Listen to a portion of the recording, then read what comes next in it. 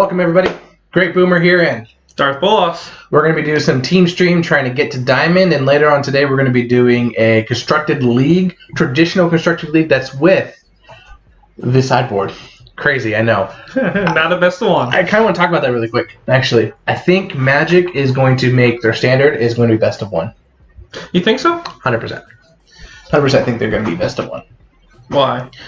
Because of what they're doing here for the ranked play, and also last year for the standard championship or player of the year or what it was, they were going to do best of one. I think that standard is going to be best of one. I think they're going to have a more modern-ish format that goes back probably, I don't know, Innistrad maybe, until now, and have that be their traditional with sideboard format. Because it is a completely different game that you're playing when you're preparing for best of one versus a best of three. Exactly. You'll include some cards that typically aren't added in otherwise. Yeah, so that's actually what I really enjoy about the best of one. Because you're not just getting, this is a decent deck, but I'm going to have all the answers for things that I commonly face and answers for things that I don't on the sideboard. As you got to be prepared for everything. So it makes it more of like a what Modern is today format. Like, it makes it feel more like that. You got to be prepared for a little bit of everything, or just do your own thing and do it well. Otherwise, you're not going to win. I don't know. I kind of enjoy the sideboard because it brings a whole other aspect to the game. I don't know if they're going to get rid of that anytime soon. They're testing a lot of things on here. Yeah, they are. And so that just gives me that hope. Not necessarily hope, but feeling that it's going to happen. Or they might still do best of three, but there's no sideboard now. You know what I mean? Because your deck can best fail. Of three, there's no reason not to. At a time, and they're really moving this to an e-sport with Arena, which you guys can check us out at Cardboard Cantrips. Nice. Segue, man. But yeah, I really think they're moving it towards that. And the faster the format is, the faster that they do things, I think the better that it is for the esport. Because if you're going to, honestly, control versus control is boring. Yes, it is. And you don't want to watch and to play. You know what I mean? You're waiting for the first person to tap out. When they tap out, who's got what, who's going to counter.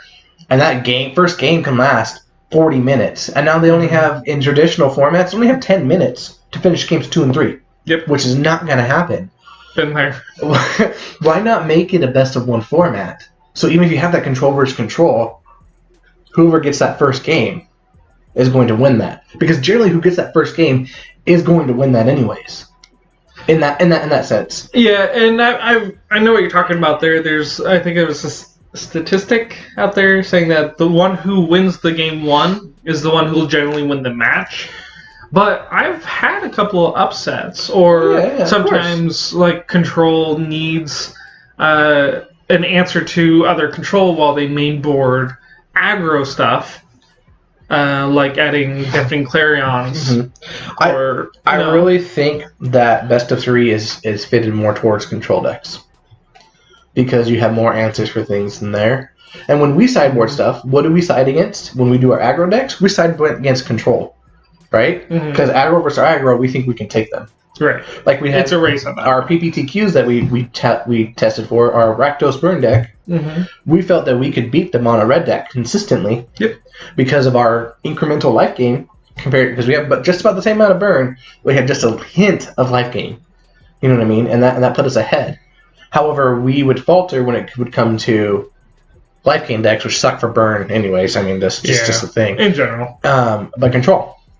We put the Banefires in. We have more threats. More onboard threats, like more Chain Wheelers and things that they have to deal with instead of just the burn. It's a more repetitive damage.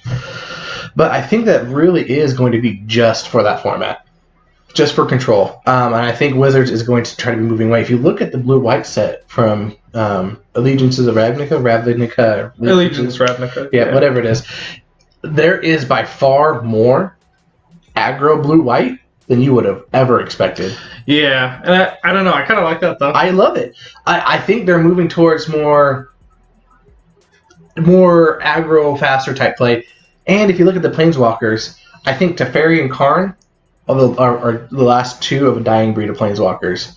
+1, give you draw something. Minus something, protect itself. Mm-hmm. Ultimate, win the game. I think those are going away. If you look at Dovin Bond, his plus doesn't draw him a card. His minus something does protect him a little bit, give him a 1/1 Thopter and you gain 1 life, right? Right. And it's only -1 too, which is nice. So you can actually do that 3 times. And then you have his ultimate, which is not a game ender. It can lead to an end game where you look at the top 10 cards, put 3 in your hand, the rest in the bottom of your deck in a random order, right? The Kaya out there, her plus is exile 2 cards from a graveyard. If at least 1 creature was exiled, you gain 1 or 2 life. Yeah. Her minus some amount of life is destroy a 1 mana permanent. Exile creature, permanent, whatever it might be. And then her ultimate is however many cards you have in exile, burn you for that much. Fireball. Might be a game ender if you can if she stays on board and does her thing for 12 turns. You know what I mean? And then the Domri Raid, I forget what I know his +1 gives something Riot, which is bonkers. Play that turn 3, play my turn 5 because this is going to be in a ramp deck. Turn 5 Carnage Tyrant with haste. Right. Or an 8/7. Or an 8/7. Or an 8/7. But I'd rather have it with haste and have my the Gruul Smasher dude that gives me hexproof on my turn. I'm hitting you for a ton immediately before you can do anything. You can't seal away this Carnage Tyrant either. Nope. You can't settle it. You can't settle it. And you'd have to use a board wipe. You'd use Cleansing Nova. And that's really the only board wipe, that or Slaughter the Strong, which I've talked to you about. I feel is an underrated card right now. Thanks for the follow. Appreciate it. There's a little promo code. Go get you guys some free stuff in Arena.